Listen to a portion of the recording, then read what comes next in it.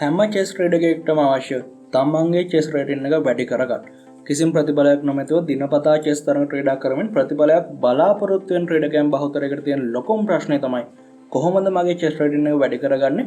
මොකක්ද chess rating එක වැඩි කරගන්න තියෙන හොඳම සහ නිවැරදිම ක්‍රමය කියන එක. ඉතින් අද වීඩියෝදී අපි ඔයාලට ක්‍රම තුනක් කියලා දෙනවා වගේ චෙස් රේටින් එක වැඩි කරගන්න. ඒ වගේම බෝනස් ක්‍රමයක් කියලා දෙනවා වීඩියෝ එක අවසානයේදී. ඒ බෝනස් ක්‍රමය වගේ චෙස් රේටින් එක ඉක්මනටම වැඩි කරගන්න උදව් වෙයි. ඒ හින්දා වීඩියෝ එක අවසාන වෙනකම් බලන්න. එතන සමහර අය චෙස් පොත් කියනවා. සමහර අය ඕපනින් වේරියේෂන්ස් කටපාඩම් කරලා ප්ලේ කරන්න හදනවා. ඒත් රේටින් එක තැනමයි. අද වීඩියෝ එක ඒ වගේ කට්ටියට ලොකු උදව්වක් වෙවි. එයාලගේ චෙස් රේටින් එක වැඩි කරගන්න.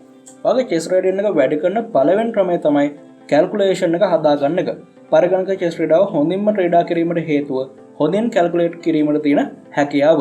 ඔවුන් වඩාත්ම බුද්ධිමත් නොවුවත් ඒවට පුළුවන් ඇදීම් 20ක් ඉදිරියට ලයින්ස් 10ක් වුණත් කැල්කියුලේට් කරන්න.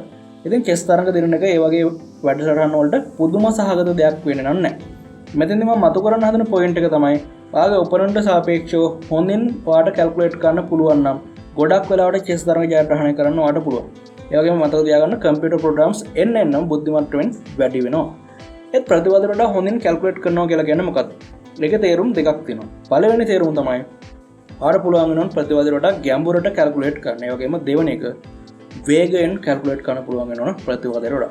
සමහර PTM වල ඇදීම් 15ත් 20ක් දක්වා කැල්කියුලේට් කරන ග්‍රෑන්ඩ් මාස්ටර් වරුන්ට පුළුවන්. ඒත් කොහොමද ඒක කරන්නේ? මේක ට්‍රික් එක තමයි චෙස් ලෝකේශ්වර මැග්නස් කාල්සන් ඉදිරිපත් කරා කාලෙකදී.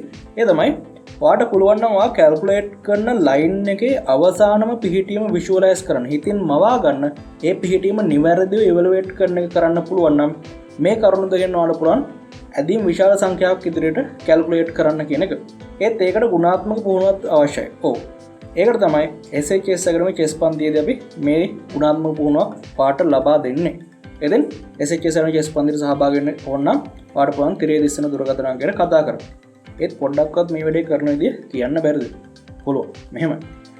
ග්‍රෑන්ඩ් මාස්ටර් ඇලෙක්සැන්ඩර් කොටව් තමන්ගේ Think Like a Grandmaster පොතේ දක්වපු විදිහට කැල්කියුලේෂන් එකක් සිදු කරනකොට වඩාත්ම වැදගත් කොටස වෙන්නේ තමන් කැල්කියුලේට් කරන්නේ මොන ලයින්ස්ද කියන එක හඳුනා ගන්න එක.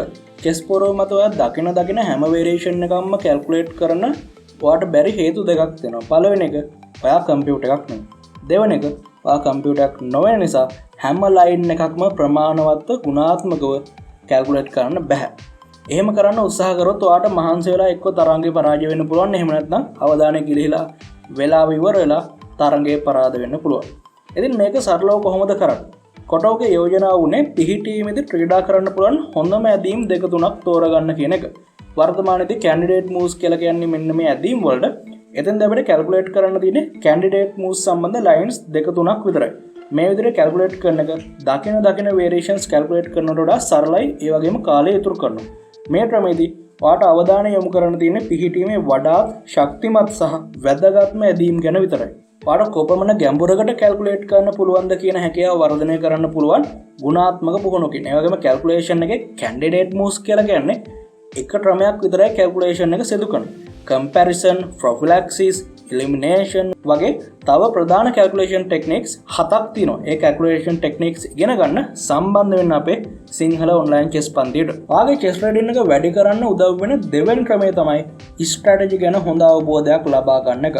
ග්‍රෑන්ඩ් මාස්ටර් වරේ ආධුනික චෙස් රේටින් වෙන් කරන ප්‍රධාන සාධකයක් චෙස් ස්ට්‍රැටජි කියලා කියන්නේ. කැල්කියුලේෂන් එක සිදු කරන එක ඕනම මට්ටමක චෙස් ස්ට්‍රැටජිකට වැදගත් දෙයක්. ඒත් ඒක විතරක් ප්‍රමාණවත් නැහැ. ආරොන් නිම්සොවිච් කියලා කියන්නේ ගොඩක් ජනප්‍රිය ප්‍රසිද්ධ ක්‍රීඩකයෙක්. එයා පොසිෂනල් ගේම් එක්ස්පර්ට් කෙනෙක්. එතකොට ඔහු කලේ පුළුවන් තරම් වැදගත් මිඩල් ගේම් පොසිෂන්ස් ඇනලයිස් කරපු එක. නිදසුනක් විදිහට එක් ක්‍රීඩකයෙක්ට කිං සයිඩ් එකේ හෝ ක්වීන් සයිඩ් එකේ ඇටැක් එකක් තියෙනකොට අනිත් ක්‍රීඩකයාට සෙන්ට් එකේ ඇටැක් එකක් තියෙන පිහිටීම්. අසමමිතික පිහිටීම් මෙන්න මේ නිම්සොවිච් ඇනලයිස් කරා. ඔහු ඒ වගේ පිහිටීම් තියෙන තරඟ බොහොමයක් ජයග්‍රහණය කරන්නත් සමත් වුණා. ඒ වගේම තුන්වෙනි චෙස් ලෝකශෝර කැපබ්ලන්කාත් මේ වගේම දෙයක් කළා. ඒත් ක්වීන් සහ රුක් එන්ඩියන්ස් ගැන. ඉතින් එන්ඩ් ගේම් එක්ස්පර්ට් කෙනෙක් වුණ කැපබ්ලන්කා බොහෝ එන්ඩ් ගේම් සහිත තරඟ ජයග්‍රහණය කරා.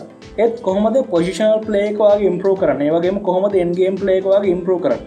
පොසිෂන් ප්ලේ එක ඉම්ප්‍රූව් කරගන්නවට පුළුවන් සාමාන්‍යයෙන් චෙස් පුරුව මත බහුලව හමු වෙන එක පැත්තක පෝන් මැජොරිටි එක තියෙන පිහිටීම්. එහෙම නැත්නම් සෙන්ට් එක අවහිරවන පිහිටීම්, දුර්වල සෙබළ ඉන්න පිහිටීම් වගේ දේවල් කොහොමද ක්‍රීඩා කරන්න කියලා මේ වගේ වැදගත් මිඩල් ගේම් පොසිෂන්ස් ඇනලයිස් කරන්න පුළුවන්. ඒ වගේම කොහොමද ඔයාගේ end game එක හදාගන්න. ඔයාලට පුළුවන් opposite color bishops. bishop සමග knight. එහෙම නැත්නම් bishop එරෙහිව knight.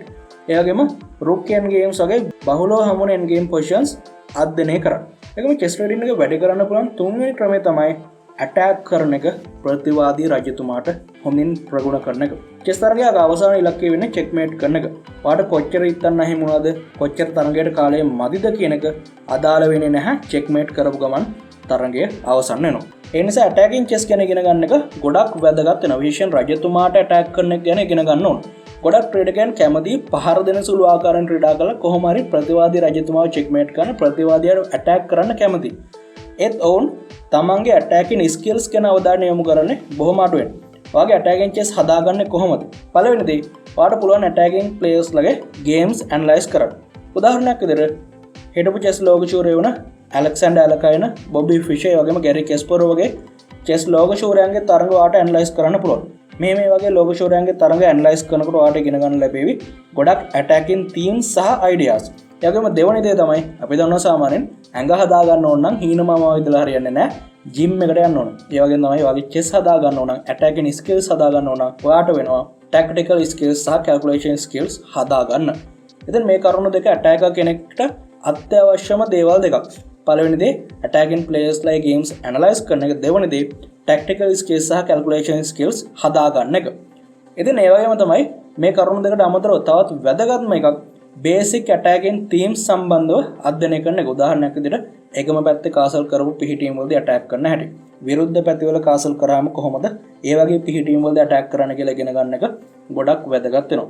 ඒත් calculation එක හදා ගන්න එක, chess strategy ගැන, end game ගැන ඉගෙන ගන්න එක, attacking chess ගැන ඉගෙන ගන්න එක කොහොමද ඔයාට සිදු කරන්න කියලා ප්‍රශ්නයක් ඇති. ඒ වගේම මේ දේවල් වලින් කොහොමද මගේ chess trading එක වැඩි වෙන්නේ කියලා ප්‍රශ්නයක් ඇති. SHS එකේ YouTube channel එක හරහා සහ SHS එකේ online chess පන්තිය හරහා මම සිදු කරන්නේ මෙන්න මේ chess අංශات ඇතුළත්ව දක්ෂ chess trader කෙනෙක් බිහි කරන්න අවශ්‍ය දේවල් කියලා දෙන එක. ඒත් මේ අපි කතා කරපු හැම ක්‍රමයක්ම කාලයක් ගියාට පස්සේ ප්‍රතිඵල පෙන්වන ක්‍රම. නැත්ද ඉක්මනටම තරඟ දිරන්න පුළුවන් ක්‍රමයක්. වීඩියෝ එක අවසාන වෙනකන් බලපුවාට මෙන්න ඉක්මනටම රේටින් එක වැඩි කරගන්න පුළුවන් ක්‍රමයක්. වීඩියෝ එක ලයික් කරන්න අර කලින් ක්‍රම තුනට කැමති නම් ඒ වගේම ඒ කලින් ක්‍රම තුනෙන් ඔයාලා කැමතිම ක්‍රමය පල්ලෙහා කමෙන්ට් සෙක්ෂන් එකේ දාන්න අමතක කරන්න එපා. මෙන්න මේ බෝනස් රේටින් එක බූස්ට් කරන ක්‍රමය. ඒක තමයි ෆ්‍රෙෂ් එකේ chess games play කරන්න. මම පැහැදිලි කරන්නම්.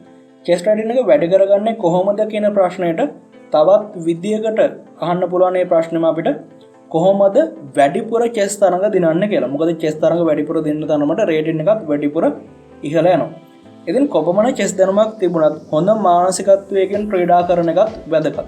අපි කතා කරපු කලින් ක්‍රම තුන වගේම තවත් වැදගත් ක්‍රමයක් මේ හොඳ ඉහළ මානසිකත්වයකින් chess තරඟයක් ක්‍රීඩා කරන එක.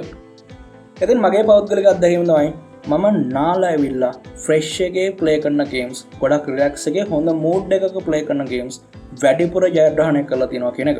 විශේෂයෙන්ම 2000කට වැඩි රේටින් එකක් තියෙන ප්ලේයර්ස්ලා පවා මට පරාජය කරන්න හැකියාව ලැබෙලා තිනවා මේ විදිහට ෆ්‍රෙෂ් එකේ ගේම් එකක් ප්ලේ කරලා.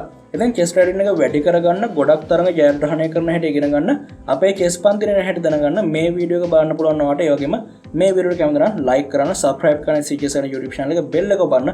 අපි අලුතෙන් වීඩියෝ එකක් අප්ලෝඩ් කරපු ගමන් දැනගන්න. සම්පූර්ණ වීඩියෝ බලපුවාට ගොඩක් ස්තුතියි.